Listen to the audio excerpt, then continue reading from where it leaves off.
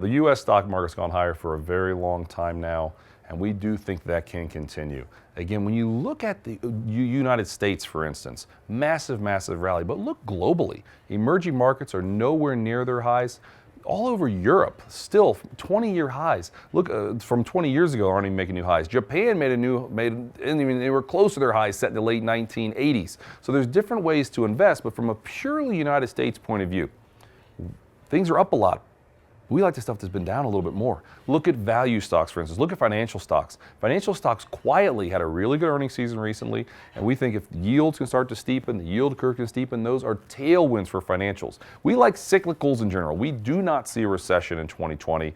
Your financials, your industrials, which are going to be very, very kind of key on what happens with trade. Well, we have a deal with China in play now. That's a good one. Industrials as well. Tech we loved last year. Tech was up 50% last year, so we're kind of pulling back a little bit. I mean, that's a tremendous, tremendous rally, but we're sticking with the cyclicals, the things that say, hey, this bull market is not done, and these are the ones that got us to the party. If you don't see a recession, cyclicals look good, and emerging markets. Globally, emerging markets are that area that's underperformed, but if you don't have a global recession, there's double earnings growth in emerging markets in 2020 expected than what we're seeing in the U.S. There's a lot of good growth happening under the surface. So emerging markets look good, and cyclicals here in the U.S. are two of our favorite areas at LPL Research.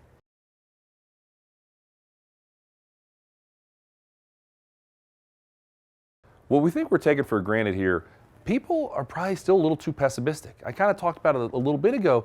13-year highs in housing starts. One of the best leading economic indicators that we have for how the economy is going to do 6 to 12 months later is housing starts. When you see 13-year highs there, that is really a sign that the consumer, what's the biggest thing you can buy? It's your house, okay? Housing continues to do really well, and housing is nowhere near where it was in 2007 when we did obviously have a very clear bubble. We're not at those bubblicious levels yet, and we think that what's happening with the consumer and with housing starts are things that people aren't really given enough credit to. We hear all the negatives that are out there. We still think those positives are the things that really people should focus on, and housing starts are one we really, really like here.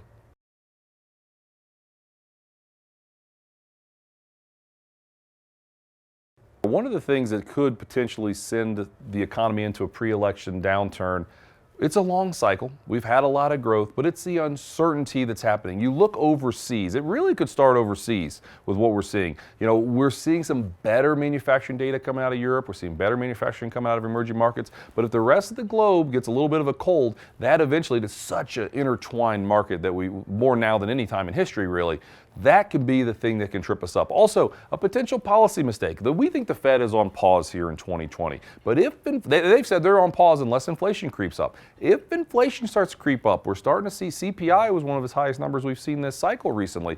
If inflation starts to creep up, potentially the Fed could start to hike a little bit more. Market could throw a little bit of a fit here, and that could also cause some market issues and maybe slow down the economy a little bit. But that's not our base case, but those are some of the things that we are worried about.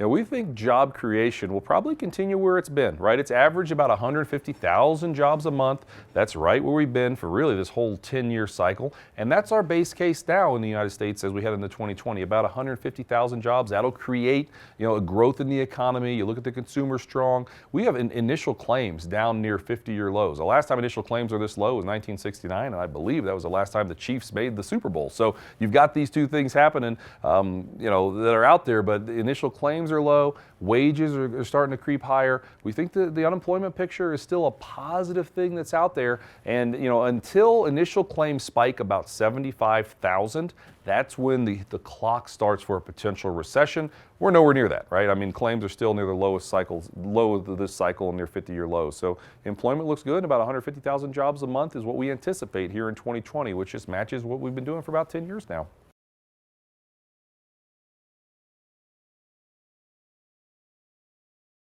The impact that you have from the floods and the fires and the hurricanes, in the near term you can shave off maybe 1/10 of a point of GDP, but bigger picture, we've looked into some of the geopolitical concerns that we've had, and markets pull back a little bit, but markets are more forward looking. So this is the big question, right? You look at how people want to invest, and are they going to demand things from corporate policy as it regards to ESG, environmentally friendly investments and companies like that, and that seems like one of those trends that the consumer is absolutely moving moving to, and that's not going to change. So you see something like a company like BlackRock just came out a week ago saying they're going to start making more decisions like that. That's probably one of the more impactful things from an investment point of view, is how companies are putting pressure on some of these corporations for how they potentially hurt the environment, really.